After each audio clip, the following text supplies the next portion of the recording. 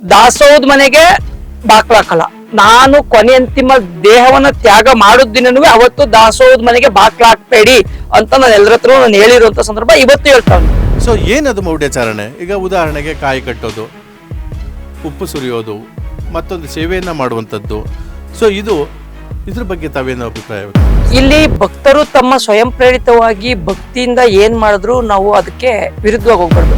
ದಿನದ 24 ಗಂಟೆಯು ಅನ್ನದಾಸೋಹ ಮಾಡುವಂಥದ್ದು ಇದೆಯಲ್ಲ, ಸೊ ಇದು ನಿಮ್ಗೆ ಎಲ್ಲಿಂದ ಬಂತು ಆ ಪ್ರೇರಣೆ? ಭಗವಂತ ಜೀವ ಕೊಟ್ಬಿಟ್ಟವನೆ.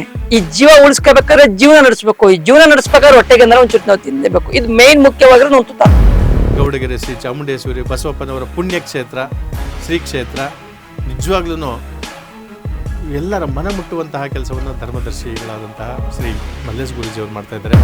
ಅನ್ನವ ಕೈಲಿ ತುತ್ತು ಮಾಡಿ ತಲೆಯ ಭಕ್ಷಿನ ತಿನ್ಬೇಕೆ ಹೊರತು ಇನ್ಯಾರಿಗೂ ನಾವು ತಲೆ ಭಕ್ಷಕ್ ಆಗಲ್ಲ. ಅದರಿಂದ ಇದಕ್ಕೆ ಯಾವುದೇ ಕಾರಣಕ್ಕೂ ನಿಗದಿ ನಿಯಮ ಸಮಯ ಬೇಡ ಅನ್ನೋ ಒಂದು ಉದ್ದೇಶ. ತಾವು ಸರ್ಕಾರದಿಂದ ಯಾವ್ದಾದ್ರು ಅನುದಾನ ಪಡ್ಕೊಂಡಿದ್ದಾರೆ? ಇಲ್ಲಿವರೆಗೂ ಯಾವುದೇ ಸರ್ಕಾರದಿಂದ ಅನುದಾನ ಇಲ್ಲ. ಅನ್ನ ಬಡಿಸೋ ತಾವಿಂದ ಹಿಡಿದು ಅಡುಗೆ ಮಾಡೋ ತಾವಿಂದ ಹಿಡಿದು ಕ್ಷೇತ್ರದಲ್ಲಿ ಪೂಜೆ ಮಾಡೋ ತಾವಿಂದ ಎಲ್ಲವೂ ಸರಳ ಜೀವನ. ಹೇಗೆ ಸಾಧ್ಯ ಆಯ್ತು ಈ ಸರಳ ಜೀವನ ಇಷ್ಟೊಂದು ದೊಡ್ಡ ಮಟ್ಟದಲ್ಲಿರುವಂತವ್ರಿಗೆ? ನಾವ್ ಏನೇ ಮಾಡಿದ್ರು ಸಾಕು ಅನ್ಸಕ್ಕಾಗೋದು ಒಂದು ತುತ್ತು ಅನ್ನ. ನಾವ್ ಎಷ್ಟೇ ಕೋಟಿಗಟ್ಲೆ ಹಣ ಕೊಡ್ಲಿ, ಕೆಜಿ ಗಟ್ಲೆ ಚಿನ್ನ ಕೊಡ್ಲಿ, ಎಕರೆ ಗಟ್ಲೆ ಜಮೀನ್ ಕೊಡ್ಲಿ, ಸಾಕು ಅನ್ಸಕ್ ಯಾವ್ದು ಶಾಶ್ವತ ಸಾಕಾಗಲ್ಲ ನಮ್ ಕೈಲಿ. ಆದ್ರೆ ಸಾಕಪ್ಪ ಕೈ ಅಡ್ಡ ಇಡುವಂಥದ್ದು, ತಲೆ ಬಗ್ಸುವಂಥದ್ದು ಅನ್ನಕ್ಕೆ.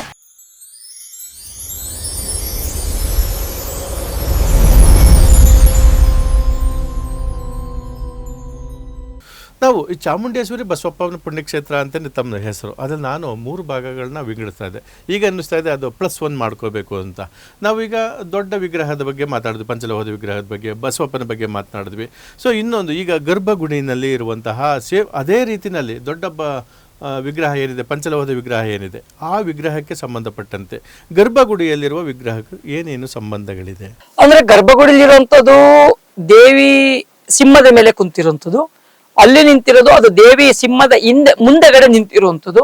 ಅಲ್ಲಿ 18 ಅಷ್ಟದಶಭುಜ, ಇಲ್ಲಿ ದಶಭುಜ, ಇಲ್ಲಿ 8 ಭುಜ, ಅದು 18 ಭುಜ ಇರುವಂತ ಒಂದು ಸಂದರ್ಭ.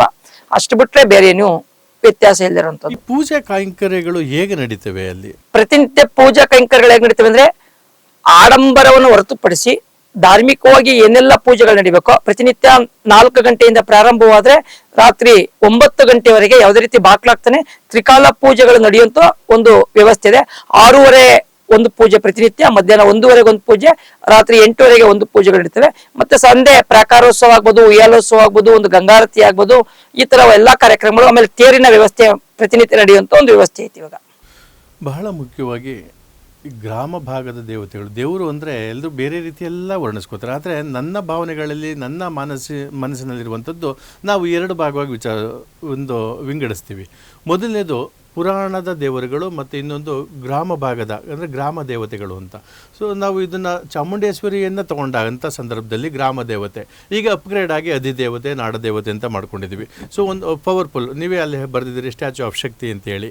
ಆ ನಿಟ್ಟಿಗೆ ಹೋಲಿಸ್ಕೊಂಡಾಗ ನಿಮಗೆ ಒಂದು ಪೌರಾಣಿಕ ದೇವರು ಮತ್ತು ನಮ್ಮ ಭಾಗದ ಗ್ರಾಮ ದೇವತೆ ಬಗ್ಗೆ ಏನು ಅನಿಸುತ್ತೆ ನಿಮಗೆ? ನನಗೇನು ಅನಿಸ್ತದೆ ಅಂದ್ರೆ ನಮ್ಮ ನಾಡಿನ ಅಧಿದೇವತೆ, ಶಕ್ತಿ ದೇವತೆ ಅಂತ ನಾವೇನು ಹೇಳ್ತೀವೋ, ಅಂದ್ರೆ ಇವರು ಗ್ರಾಮ ದೇವತೆಯಾಗಿ ಪೂಜೆ ಮಾಡಿದಂಥ ಒಂದು ಸಂದರ್ಭದಲ್ಲಿ ಇವಾಗೂ ಎಲ್ಲರೂ ಪೂಜೆ ಮಾಡುವಂತ ಒಂದು ಸಂದರ್ಭ ಬಂದೈತಿ ಅಂತ ನಾನು ಅನ್ಕೊಂಡಿರುವಂತ ಒಂದು ವ್ಯವಸ್ಥೆ.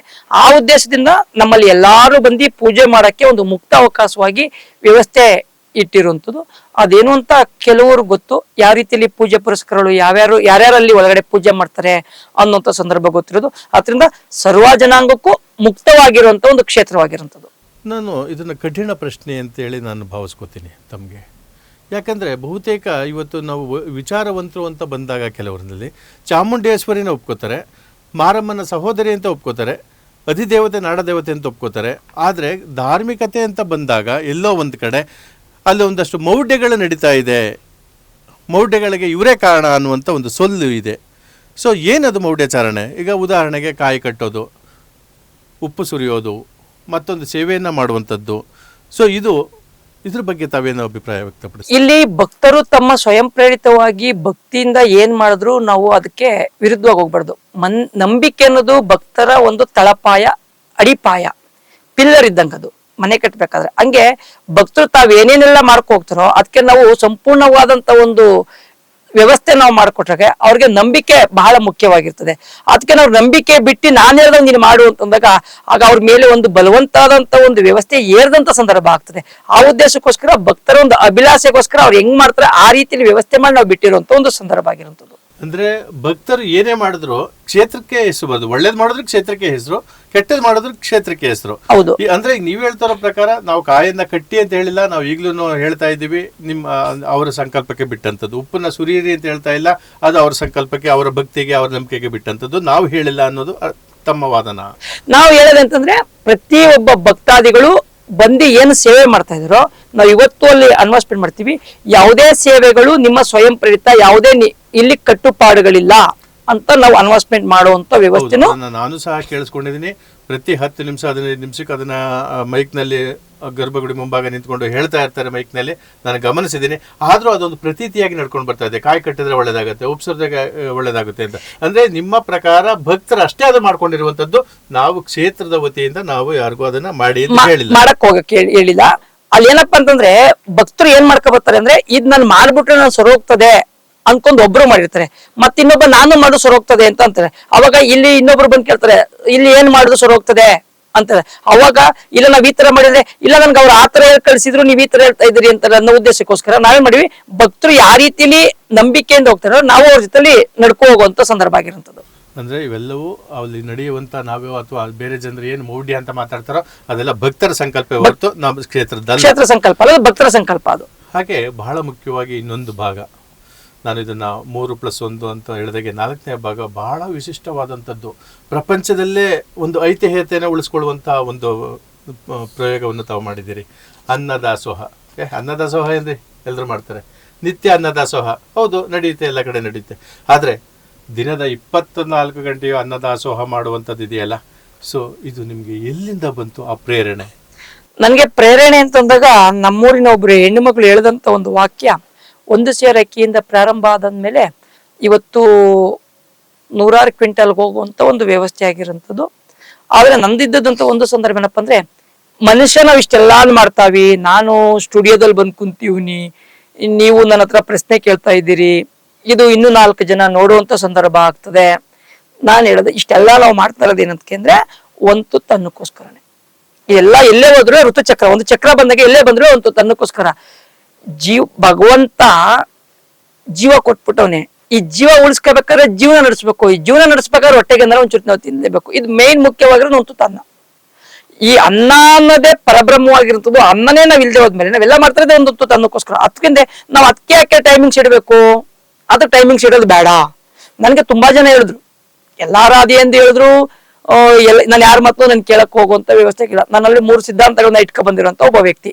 3 ಸಿದ್ಧಾಂತ ಅಂದ್ರೆ, ದಾಸೋಹದ ಮನೆಗೆ ಬಾಕ್ಲಾಕಲ್ಲ, ನಾನು ಕೊನೆ ಅಂತಿಮ ದೇಹವನ್ನ ತ್ಯಾಗ ಮಾಡೋದ್ ದಿನನೂ ಅವತ್ತು ದಾಸೋಹದ ಮನೆಗೆ ಬಾಕ್ಲಾಕ್ಬೇಡಿ ಅಂತ ನಾನು ಎಲ್ಲರ ಹತ್ರ ನಾನು ಹೇಳಿರುವಂತ ಸಂದರ್ಭ ಇವತ್ತು ಹೇಳ್ತಾವ್ನಿ. ಅವತ್ತು ಪ್ರತಿನಿತ್ಯ ಅನುದಾನ ನಡೀಲೇಬೇಕು. 2ನೇದು, ದೇವಿಯ ದರ್ಶನ ಮಾಡಕ್ಕೆ ಯಾವುದೇ ರೀತಿಯಂತ ಹಣ ಇಸ್ಕೊಳಕ್ಕಿಲ್ಲ. 3ನೇದು, ದೇವಿಯ ದರ್ಶನ ಮಾಡೋದಕ್ಕೆ ಯಾವ ಭಕ್ತಾದಿಗಳು ಬರ್ತಾರೆ ಕ್ಷೇತ್ರದ ವತಿಯಿಂದ, ಬೇರೆ ನನಗೆ ಗೊತ್ತಿಲ್ಲ, ಅಲ್ಲಿ ಕ್ಷೇತ್ರದ ವತಿಯಿಂದ ಉಚಿತ ಪಾರ್ಕಿಂಗ್ ವ್ಯವಸ್ಥೆ ಇರಬೇಕು. ಇವು 3 ನನಗೆ ಸಿದ್ಧಾಂತವಾಗಿ ಮಡಿಕ ಬಂದಿರೋದು.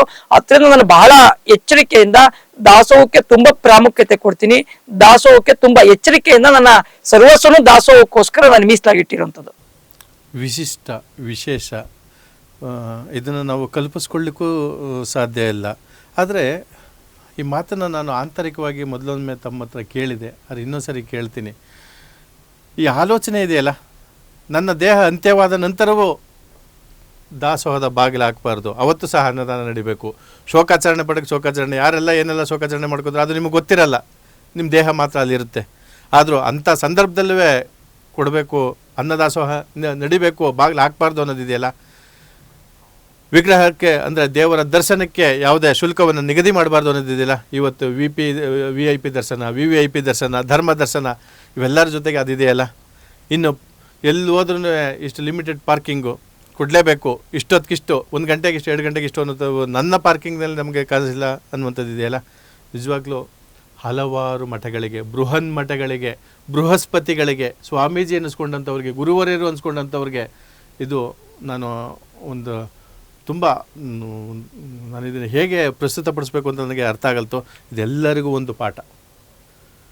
ಸ್ವಾಮೀಜಿಗಳನ್ನ ನೋಡಬೇಕು ಅಂದರೆ ಒಂದು ಸಮಯ ನಿಗದಿ, ಅನ್ನದಾಸೋಹಕ್ಕೆ ಒಂದು ಸಮಯದ ನಿಗದಿ, VIP ಬಂದಾಗ ಒಂದು ಸಮಯದ ನಿಗದಿ. ಬಡವ ಭಕ್ತ ಅಲ್ವಾ, ಆರಂಭ ಬಡವನಿಂದ ಅಲ್ವಾ ಆಗೋದು? ಹುಡ್ತಾಗ್ಲೆಲ್ಲರೂ ಶ್ರೀಮಂತರಾಗಿರ್ತಾರ? ಇಲ್ವಲ್ಲ. ಎಲ್ಲವನ್ನು ನೆನಪಿಸ್ಕೊಂಡಾಗ ಗೌಡಗೆರೆ ಶ್ರೀ ಚಾಮುಂಡೇಶ್ವರಿ ಬಸವಪ್ಪನವರ ಪುಣ್ಯಕ್ಷೇತ್ರ, ಶ್ರೀಕ್ಷೇತ್ರ ನಿಜವಾಗ್ಲೂ ಎಲ್ಲರ ಮನ ಮುಟ್ಟುವಂತಹ ಕೆಲಸವನ್ನು ಧರ್ಮದರ್ಶಿಗಳಾದಂತಹ ಶ್ರೀ ಮಲ್ಲೇಶ್ ಗುರೂಜಿಯವರು ಮಾಡ್ತಾಯಿದ್ದಾರೆ. ಸೊ ನಿಮ್ಮ ಈ ಸೇವಾ ಕೈಂಕರ್ಯಕ್ಕೆ ನಮ್ಮದೊಂದು ದೊಡ್ಡ ನಮಸ್ಕಾರ ಗುರುಗಳೇ. ಹಾಗೆ ಇನ್ನು ಕೊನೆಯ ಹಾಗೆ ಆ ದಾಸೋಹದ ವಿಚಾರನೆ ಬಂದಾಗ ಮುಂದುವರಿಸಿದಾಗ ನಾವು ದಿನದ 24 ಗಂಟೆಯನ್ನು ದಾಸೋಹ ನಾವು ಹಲವಾರು ಕಡೆ ನೋಡಿರ್ತೀವಿ. ಹಲವಾರು ಸಾಮಾಜಿಕ ಜಾಲತಾಣಗಳಲ್ಲಿ ಒಂದಷ್ಟು ವೀಡಿಯೋಗಳನ್ನ ತಾವು ಎಲ್ಲ ಗಮನಿಸಿರ್ತೀವಿ, ನೋಡಿರ್ತೀರಿ. ಆ ಎಲೆ ಹಾಕುವಂಥದ್ದು, ನೀರು ಉಯ್ಯುವಂಥದ್ದು, ಅನ್ನ ಹಾಕುವಂಥದ್ದು, ಆ ಸಾಂಬಾರು ಮೇಲಿಂದ ಬಗ್ಗಿಸುವಂಥದ್ದು, ಏನು ನಾವು ಹಿಂಗೆ ದೂರದಿಂದ ಹಿಡ್ಕೊಳ್ಳುವಂಥದ್ದು, ಆ ಪ್ರಸಾದಗಳನ್ನ ಹಾಕುವಾಗ ಹಿಂಗೆ ಹಾಕೋದು ಎಲ್ಲನೂ ತಾವು ನೋಡಿರ್ತೀರಿ. ಅದನ್ನು ಸಹ ನಮ್ಮಲ್ಲೇ ಹಲವಾರು ಅದನ್ನು ಒಪ್ಕೋತಾರೆ. ಅವ್ರದ್ದು ಸರಿ ಅನ್ನೋ ರೀತಿಯಲ್ಲಿ ನಮ್ಮವ್ರು ಒಪ್ಕೋತಾರೆ. ಅಂದರೆ ನಿಮ್ಗೆ ಅರ್ಥ ಆಗುತ್ತೆ ಅನ್ಕೋತೀನಿ. ನಮ್ಮ ಭಾವನೆಗಳು, ನಮ್ಮ ದ್ರಾವಿಡ ಸಂಸ್ಕೃತಿ ಅಥವಾ ಕೊನೆಯ ಹಂತದ ಶೂದ್ರ ಅಂತೇನು ಹೇಳ್ತೀವೋ, ಅವರು ಶೂದ್ರ ಬ್ರಾಹ್ಮಣರು ಅದನ್ನು ಒಪ್ಕೊತಾ ಇದ್ದಾರೆ. ನನಗದು ನಿಜವಾಗ್ಲೂ ಖೇದ ಉಂಟಾಗ್ತಾ ಇದೆ. ಅದು ಒಂದು ಕಡೆಯಲ್ಲಿ ಈ ಥರ ಎಲ್ಲೋ ಒಂದು ಕಡೆ ಅನ್ನ ಸಾಂಬಾರು ಅಷ್ಟೇ ಕೊಟ್ಟ ಅನ್ನದಾಸೋಹ ಅನ್ನುವಂಥ ಹಲವಾರು ಕ್ಷೇತ್ರಗಳಿರುವಾಗ ನೀವು ಏನೇನೆಲ್ಲ ಕೊಡ್ತಾ ಇದ್ದೀರಿ ದಾಸೋಹದಲ್ಲಿ? ನಾವು ಬೆಳಗ್ಗೆ ಒಂದು ತಿಂಡಿ ಮತ್ತು ಚಟ್ನಿ ಕೊಡ್ತೀವಿ. ಅದಾದಮೇಲೆ ಬೂಂದಿ ಪಾಯಸ, ಅದಾದಮೇಲೆ ಅನ್ನ ಸಾಂಬಾರು, ತುಪ್ಪ, ಅನ್ನ ರಸಮು, ಅನ್ನ ಮಜ್ಜಿಗೆ, ಒಂದು ಪಲ್ಯ, ಒಂದು ಚಟ್ನಿ, ಇಷ್ಟು ಕೊಡುವಂಥ ವ್ಯವಸ್ಥೆ ಇದೆ. ಮುಂದಿನ ದಿನಗಳಲ್ಲಿ ನಾವು ಚಪಾತಿ ಮಾಡೋದು ಒಂದು ವ್ಯವಸ್ಥೆ ಮಾಡಬೇಕು ಅಂತ ಒಂದು ಆಲೋಚನೆ ಐತೆ. ಅದಕ್ಕೂ ನಮ್ಮಲ್ಲಿ ಜಾಗದ ಒಂದು ಸಮಸ್ಯೆ ಮತ್ತೆ ಭಕ್ತಾದಿಗಳ ಒಂದು ಒತ್ತಡ, ಅಂದ್ರೆ ಅಧಿಕ ಭಕ್ತಾದಿಗಳ ಒಂದು ವ್ಯವಸ್ಥೆಯಿಂದ ಸ್ವಲ್ಪ ನಿಧಾನ ಆಗ್ತದೆ. ಅದನ್ನು ಆದಷ್ಟು ಶೀಘ್ರವಾಗಿ ಮಾಡಬೇಕು ಅಂತ ಒಂದು ಆಲೋಚನೆ ಐತೆ. ಬಹಳ ಅದ್ಭುತ. ಎಲ್ಲೋ ಒಂದು ಕಡೆ ಅನ್ನ ಸಾಂಬಾರು ಕೊಟ್ಟೇನೆ ಎಷ್ಟೆಲ್ಲ ಹೆಸರು ತಗೊಳ್ಳುವಂಥವ್ರು, ಎಷ್ಟೆಲ್ಲ ಅನುದಾನಗಳ ತಗೊಳ್ಳುವಂಥವ್ರು. ತಾವು ಸರ್ಕಾರದಿಂದ ಯಾವ್ದಾದ್ರು ಅನುದಾನ ಪಡ್ಕೊಂಡಿದ್ದಾರೆ? ಇಲ್ಲಿವರೆಗೂ ಯಾವುದೇ ಸರ್ಕಾರದಿಂದ ಅನುದಾನ ಇಲ್ಲ.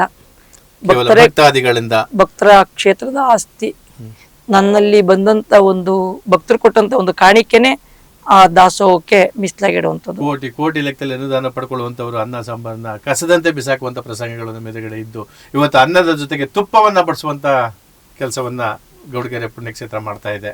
ಹಾಗೆ ಒಂದು ದಿನಕ್ಕೆ ವಿಶೇಷ ದಿನಗಳಲ್ಲಿ ಎಷ್ಟು ಜನ ಇರ್ಬೋದು, ಸಾಮಾನ್ಯ ದಿನಗಳಲ್ಲಿ ಎಷ್ಟು ಜನ ಅನ್ನದಾಸೋಹವನ್ನ ಪ್ರಯೋಜನವನ್ನ ಪಡ್ಕೋತಾ ಇದ್ದಾರೆ? ನಾರ್ಮಲ್ ದಿನದಲ್ಲಿ ಅಂದ್ರೆ 10, 15, 20 ಹೋಗ್ತದೆ. ಬುಧವಾರ, ಗುರುವಾರ, ಶನಿವಾರ, ಸೋಮವಾರದಲ್ಲಿ. ಇನ್ನ ವಿಶೇಷ ದಿನಗಳು ಅಂದ್ರೆ 50 ಆಗ್ಬೋದು, 30 ಆಗ್ಬೋದು, 1 ಲಕ್ಷನೂ ಆಗ್ಬೋದು, 2 ಲಕ್ಷನೂ ಆಗ್ಬೋದು, ಹಂಗೆ ಗೊತ್ತಿಲ್ಲ. ಯಾಕಂದ್ರೆ ಭಕ್ತರು ಯಾವ ರೀತಿ ಬರ್ತಾರೆ ಅಂತ ಗೊತ್ತಾಗಲ್ಲ. ಅದಕ್ಕೆಲ್ಲ ವ್ಯವಸ್ಥೆ ಮಾಡ್ಕೊಂಡಿರೋಂಥ ಸಂದರ್ಭ. 1 ಲಕ್ಷ, 2 ಲಕ್ಷ, 3 ಲಕ್ಷ ಜನ ಭಕ್ತಾದಿಗಳು ಏಕಕಾಲದಲ್ಲಿ ಬಂದ್ರು ಅದಕ್ಕೆಲ್ಲ ವ್ಯವಸ್ಥೆ ಮಾಡಲಿಕ್ಕೆ ಕ್ಷೇತ್ರ ನಿಂತೈತಿ ಇವತ್ತು. ನೀವು ಮೊದಲೇ ಹೇಳಿದ್ರಿ, ಆದರೆ ಇನ್ನೊಂದು ಸ್ವಲ್ಪ ವಿಸ್ತಾರವಾಗಿ ಹೇಳಿ. ಈ ತತ್ವ, ಈ ಚಿಂತನೆ ಇದೆಯಲ್ಲ, ಪ್ರತಿಯೊಬ್ಬ ಬಂದವರು ಹಸ್ಕೊಂಡು ಹೋಗಬಾರ್ದು, 24 ಗಂಟೆನೂ ಅನ್ನ ಸಿಗಬೇಕು ಅನ್ನೋ ಈ ಯೋಚನೆ ಇದೆಯಲ್ಲ, ಈ ಆಲೋಚನೆ ಇದೆಯಲ್ಲ, ಈ ತತ್ವ ಇದೆಯಲ್ಲ, ಇದು ವಚನ ಸಾಹಿತ್ಯಕ್ಕೆ ಹತ್ರವಾದಂಥದ್ದು. ನಮ್ಮಲ್ಲೊಂದು ಮಾತಿದೆ, ವಚನ ಸಾಹಿತ್ಯವನ್ನು ಓದಿದ್ರೆ ಬೇರೆ ಯಾವ ಸಾಹಿತ್ಯನೂ ಓದೋ ಅವಶ್ಯಕತೆ ಇಲ್ಲ ಅನ್ನುವಂಥ ಒಂದು ಮಾತಿದೆ. ಆ ನಿಟ್ಟಿನಲ್ಲಿ ಹೇಗೆ ಬಂತು ಈ ಆಲೋಚನೆ? ನನಗೆ ಆಲೋಚನೆ ಹೇಳಿದ್ನಲ್ಲ, ಒಂದು ನಮ್ಮ ಊರಿನ ಗ್ರಾಮದ ಒಬ್ರು ಹೆಣ್ಮಗಳು ಹೇಳಿದಂಥ ಒಂದು ವಾಕ್ಯ. ಅವತ್ತು 1 kg ಅಕ್ಕಿ ಹಾಕಿ ಪ್ರಾರಂಭ ಮಾಡಿ ಇವತ್ತು ಲಕ್ಷ ಕ್ವಿಂಟಲ್, 100 ಕ್ವಿಂಟಲ್ ಗಟ್ಟಲೆ ಮಾಡ್ತಾ ಇರೋಂಥ ಒಂದು ವ್ಯವಸ್ಥೆ ಆಗಿರುವಂಥದ್ದು.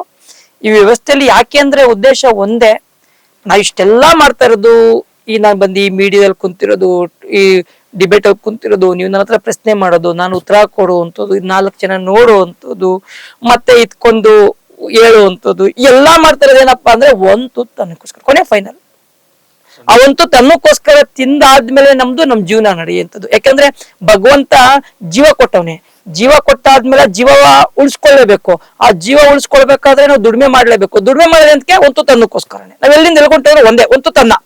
ಅನ್ನ ಪರಬ್ರಹ್ಮವಾಗಿರೋದ್ರಿಂದ ನಾವು ಅನ್ನಕ್ಕೆ ಯಾವುದೇ ರೀತಿಯಂತ ಸಮಯ ನಿಗದಿ ಮಾಡಬಾರ್ದು. ನಾವ್ ಏನೇ ಮಾಡಿದ್ರು ಸಾಕು ಅನ್ಸಕ್ಕಾಗೋದು ಒಂದು ತುತ್ತು ಅನ್ನ. ನಾವ್ ಎಷ್ಟೇ ಕೋಟಿಗಟ್ಲೆ ಹಣ ಕೊಡ್ಲಿ, ಕೆಜಿ ಗಟ್ಲೆ ಚಿನ್ನ ಕೊಡ್ಲಿ, ಎಕರೆ ಗಟ್ಲೆ ಜಮೀನ್ ಕೊಡ್ಲಿ, ಸಾಕು ಅನ್ಸಕ್ ಯಾವ್ದು ಶಾಶ್ವತ ಸಾಕಾಗಲ್ಲ ನಮ್ ಕೈಲಿ. ಆದ್ರೆ ಸಾಕಪ್ಪ, ಕೈ ಅಡ್ಡ ಇಡುವಂಥದ್ದು, ತಲೆ ಬಗ್ಸುವಂಥದ್ದು ಅನ್ನಕ್ಕೆ. ಮತ್ತೊಂದೇನೋ ನಾವು ಅರ್ಥ ಮಾಡ್ಕೋಬೇಕಾದ್ರು, ನಾವ್ ಯಾರಿಗ್ ಬೇಕಾದ್ರೂ ತಲೆ ಎತ್ಕೊಂಡ್ ಮೆರಿಬೋದು, ಎಲ್ಲಿ ಬೇಕಾದ್ರೂ ನಾವು ಅಹಮಿಂದ ನಾವು ಮಾತಾಡ್ಬೋದು. ಆದ್ರ ಅನ್ನಕ್ಕೆ ತಿನ್ನುವಂತ ಸಂದರ್ಭದಲ್ಲಿ ಯಾವುದೇ ಒಬ್ಬ ವ್ಯಕ್ತಿ ನೋಡಿ ಎಂತೆ ಗಣ್ಯ ವ್ಯಕ್ತಿ ಆಗ್ಬೋದು, ಯಾರೇ ಆಗ್ಬೋದು, ಅನ್ನವ ಕೈಲಿ ತುತ್ತು ಮಾಡಿ ತಲೆಯ ಬಕ್ಷಿ ನಾವು ತಿನ್ಬೇಕೇ ಹೊರತು ಇನ್ಯಾರಿಗೂ ನಾವು ತಲೆ ಬಕ್ಷಕ್ ಆಗಲ್ಲ. ಅದರಿಂದ ಇದಕ್ಕೆ ಯಾವುದೇ ಕಾರಣಕ್ಕೂ ನಿಗದಿ ನಿಯಮ ಸಮಯ ಬೇಡ ಅನ್ನೋ ಒಂದು ಉದ್ದೇಶ. ಅದ್ಭುತ ಅದ್ಭುತ ಸಂದೇಶ ಗುರುಗಳೇ. ನಿಜವಾಗ್ಲೂ ಇದನ್ನು ಅರ್ಥಕೊಂಡ್ರೆ ಸಾಕು. ಕೇಳ್ತಾ ಇದ್ದರೆ ಪರಮಾನಂದ, ಅನುಭವಿಸಿದ್ರೆ ಇನ್ನೆಷ್ಟು ಪರಮಾನಂದ ಆಗಿರ್ಬೋದು. ಆದರೆ ಆ ಕ್ಷೇತ್ರದಲ್ಲಿ ನಾವು ನೋಡಿದ್ದೀವಿ, ತಾವೊಬ್ಬರು ವಾಮನ ಮೂರ್ತಿ. ಆ ಕ್ಷೇತ್ರ ತುಂಬೆಲ್ಲ ಓಡಾಡ್ತಾ ಇರ್ತೀರಿ, ಗುರುತಿಡಿಯೋರು ಕಷ್ಟ. ತುಂಬ ಸರಳ ಜೀವನ, ಅತ್ಯಂತ ಈ ಆ ಕಾಲಿನ ಮೆಟ್ಟು ಏನು, ಅವರ ಬಟ್ಟೆಗಳೇನು, ಅವರು ಹಾಕೊಳ್ಳುವಂಥ ಚಿನ್ನದ ಒಡವೆಗಳೇನು, ಬಹುತೇಕ ಮಂದಿಯನ್ನು ಧರ್ಮದರ್ಶಿಗಳು ಅನಿಸ್ಕೊಂಡಂಥವ್ರು, ಬಹುತೇಕ ಸನ್ಯಾಸತ್ವವನ್ನು ಸ್ವೀಕಾರ ಮಾಡಿರುವಂತಹ ಸ್ವಾಮೀಜಿಗಳಲ್ಲೂ ಸಹ ಆಡಂಬರನ ನಾವು ಇವತ್ತು ಕಾಣ್ತೀವಿ. ಆದರೆ ಎಷ್ಟೋ ಬಾರಿ ತಾವೇ ಸಹ ಡ್ರೈವ್ ಮಾಡ್ಕೊಂಡು ಹೋದಂಥ ಸಂದರ್ಭಗಳನ್ನ ನಾನು ಕಣ್ಣಾರೆ ನೋಡಿದ್ದೀನಿ. ಆರಂಭದಿಂದ ಇದುವರೆಗೂ ಇಲ್ಲಿ ಇಷ್ಟೆಲ್ಲ ಬೆಳೆದ್ರೂ ನಿಮ್ಮದು ಬಟ್ಟೆಗಳಿರ್ಬೋದು, ನೀವು ಓಡಾಟ ಮಾಡೋದಿರ್ಬೋದು, ಅನ್ನದಾಸೋಹದ ಸಂದರ್ಭದಲ್ಲಿ ಅನ್ನ ಬಡಿಸೋ ತವಿಂದ ಹಿಡಿದು, ಅಡುಗೆ ಮಾಡೋ ತವಿಂದ ಹಿಡಿದು, ಕ್ಷೇತ್ರದ ಪೂಜೆ ಮಾಡೋ ತವಿಂದ ಎಲ್ಲವೂ ಸರಳ ಜೀವನ. ಹೇಗೆ ಸಾಧ್ಯ ಆಯಿತು ಈ ಸರಳ ಜೀವನ ಇಷ್ಟೊಂದು ದೊಡ್ಡ ಮಟ್ಟದಲ್ಲಿರುವಂಥವ್ರಿಗೆ? ನಾನು ಯಾವುದೇ ರೀತಿಯಾದಂಥ ಇವತ್ತು ನಾನು ದೊಡ್ಡ ಮಟ್ಟದಲ್ಲಿಲ್ಲ, ನಾನು ಇನ್ನೂ ಚಳಮಟ್ಟದಲ್ಲೇ ಇರೋಂಥದ್ದು. ಯಾಕೆ ಅಂತಂದ್ರೆ ಆಳುದ್ದ ಮನ್ಸ ಗೇಣುದ್ದ ಹೊಟ್ಟೆ, ತಿನ್ನೋದು ಒಂದು ಇಡೀ ಅಕ್ಕಿ ಅನ್ನ ಅಷ್ಟೇ ನಾವು ತಿನ್ನೋಂಥದ್ದು. ಮತ್ತೆ ಬಂದಾಗ ಏನು ತಂದಿಲ್ಲ, ಹೋಗುವಾಗ ಏನು ತಗೋಲ್ಲ. ಮಧ್ಯದಲ್ಲಿ ಇರುವಂಥದ್ದು ಆ ಮಧ್ಯದಲ್ಲ ಗ್ಯಾಪು, ಆ ಗ್ಯಾಪಲ್ಲಿ ಮಾಡ್ತಾ ಇರೋವಂಥದ್ದು ನಮ್ದು ಕೆಲಸಗಳು ಕಾರ್ಯಗಳು. ನಾವೆಲ್ಲರೂ ಕೆಲ್ಸಕಾರ್ರೆ. ಈಗ ನಾನೇನೋ ಧರ್ಮದರ್ಶಿಗಳಾಗ್ಬಿಟ್ಟಿವ್ನಿ ಇಲ್ಲ ಇದಾಗ್ಬಿಟ್ಟಿವ್ನಿ ಅಂತಂದ್ಬಿಟ್ಟು ನನ್ಗೆ ಕೊನೆಯಲ್ಲಿ ಸಿಕ್ಕದ ಯಾವ ಜಾಗ 6 ಅಡಿ 3 ಅಡಿ ಜಾಗ ನಂದಷ್ಟೇ. ಮತ್ತೆ ನಾನು ಅಂತೆ ಐಫೈ ಜೀವನ ಉಪಯೋಗಿಸೋ ನನಗೇನ ಬೇರೆ ಏನಾರ ಕೊಡ್ತಾರೆ, ಯಾರ ಸಮಾಜ ಏನಾರ ಕೊಡ್ತದ, ಇಲ್ಲ ನಾನು ಇಟ್ಟಿರೋಂಥದ್ದು ಏನಾರ ಬರ್ತದೆ. ಒಂದೇನಪ್ಪ ಅಂದ್ರೆ ಪ್ರತಿಯೊಬ್ಬ ಭಕ್ತ ಶಕ್ತಿಯ ಮುಂದೆಗಡೆ ತಲೆ ಬಾಗ್ಸಕ್ ಬಂದನೆ ಹೊರತು ವ್ಯಕ್ತಿಯ ಮುಂದೆ ತಲೆ ಬಾಗ್ಸಕ್ ಬರುವಂತ ಸಂದರ್ಭ ಇಲ್ಲ ಅನ್ನೋ ಒಂದು ಸಿದ್ಧಾಂತ ನಂದು. ಸರಳ ಜೀವನವನ್ನೇ ಆರಿಸ್ಕೊಂಡಿವ್ನಿ. ಮತ್ತಿನ್ನೊಂದೇನು ಅಂತಂದ್ರೆ ಯಾವುದೇ ರೀತಿಯಾದಂತ ನನ್ಗೆ ಆಡಂಬರ ಬೇಕಿಲ್ಲ. ಆಡಂಬರದಿಂದ ಏನು ಸಿಕ್ಕುವಂತ ಅದರಿಂದ ತೃಪ್ತಿ ಏನು ಸಿಕ್ಕಲ್ಲ ನನಗೇನಂದ್ರೆ 4 ಜನ ಭಕ್ತಾದಿಗಳು ಬಂದು ಅವ್ರಿಗೆ ಒಂದು ಅನ್ನ ಇಲ್ಲ ಅಂದಾಗ ಹೋಗಿ ನಿಂತ್ಕೊಂಡು ಅಡಿಗೆ ಮಾಡುವಂತದ್ದಾಗ್ಬೋದು, ಆ ತಟ್ಟೆ ತೊಳೆಯುವಂತದ್ದಾಗ್ಬೋದು, ಊಟ ಬಡಿಸುವಂತದ್ದಾಗ್ಬೋದು, ಇಲ್ಲ ಅನ್ನ ಮಾಡೋಂತಾಗ್ಬೋದು, ಸಾಂಬಾರ್ ಮಾಡೋಂಥದ್ದಾಗ್ಬೋದು, ಇಲ್ಲ ಊಟ ಬಡಿಸಿ ಅವರಿಂದ ಎಂಜಿ ಎತ್ತುವಂತದ್ದಾಗ್ಬೋದು, ಅದಲ್ಲ ಅದು ತೃಪ್ತಿ. ಅದು ಯಾಕಂದ್ರೆ ಮನುಷ್ಯ 4 ಜನ ಇವತ್ತು ಅವನೇ ನಾಳೆ ಕೆಲ್ಲಿರ್ತಾನೋ ಗೊತ್ತಿಲ್ಲ ಯಾರಿಗೂನು. ಎಲ್ಲೋ 2 ಕ್ಷಣ ನೀರಿನ ಮೇಲೆ ಗುಳ್ಳೆ ಇದ್ದಂಗೆ ಈ ಜೀವ ಇರ್ಬೇಕಾದ್ರೆ ಎಷ್ಟು ಆಡಂಬರ ಇದ್ರೆ ಏನ್ ಪ್ರಯೋಜನ ಹೇಳಿ. ಪಾದ ಪೂಜೆಗೆ ಅಂದರೆ ಇಷ್ಟು, ಪಾದ ಪೂಜೆ ಮಾಡಿ ಇವಾಗ ಇಷ್ಟು ಕೊಡಲೇಬೇಕು ಅನ್ನುವಂಥ ಪ್ರತೀತಿ ಇಟ್ಕೊಂಡು ಅವರ ಸಮಯಕ್ಕೆ ಅನುಗುಣವಾಗಿ ಬರುವಂಥ ಸ್ವಾಮೀಜಿಗಳನ್ನ ನಾವು ಕಣ್ಣಾರ ನೋಡ್ತಾ ಇದ್ದೀವಿ. ಒಂದು ಎರಡನೇದು, ಹಲವಾರು ಮಠಗಳಲ್ಲಿ ನಾನು ಕಣ್ಣಾರ ಕಂಡಂಥದ್ದು ಪಾದುಕೆಗಳನ್ನು ಇಟ್ಟು ನಮ್ಮ ಕಾಲು ಸೌದೋಗುತ್ತೆ, ಎಲ್ಲ ಭಕ್ತರು 100,000 ಜನ ಭಕ್ತರುಗಳು ಕಾಲ ಮುಡ್ತಾ ಇದ್ರೆ ಎಲ್ಲ ಒಂದು ಕಡೆ ಸೌದೋಗ್ಬೋದ್ರೆ ನಮ್ಮ ಕಾಲು ಅನ್ನೋ ಮಠದಲ್ಲಿ ಪಾದುಕೆಗಳನ್ನು ಇಟ್ಟು ನಮಸ್ಕಾರ ಮಾಡಿಸುವಂಥ ಪದ್ಧತಿಯನ್ನು ನಾವು ಕಣ್ಣಾರ ಈಗಲೂ ಕಾಣ್ತಾ ಇದ್ದೀವಿ. ಇಂಥವರ ನಡುವೆ ಪಾದ ಪೂಜೆಗೂ ನನಗೂ ಸಂಬಂಧ ಇಲ್ಲ, ದೇವರ ಹತ್ರ ನೀವೇನಿದೆ ಬೇಡ್ಕೊಳ್ಳಿ ಎನ್ನುವಂತಹ ಒಂದು ಕೃತಜ್ಞತಾ ಮನೋಭಾವನ ಇಟ್ಕೊಂಡಿರುವಂತಹ ಸರಳ ಸಜ್ಜನಿಕೆಯ ಶ್ರೀ ಮಲ್ಲೇಶ್ ಗುರೂಜಿಯವರು ನಿಜವಾಗ್ಲೂ ಎಲ್ಲರಿಗೂ ಮನ ಮುಟ್ಟುವಂಥವರು.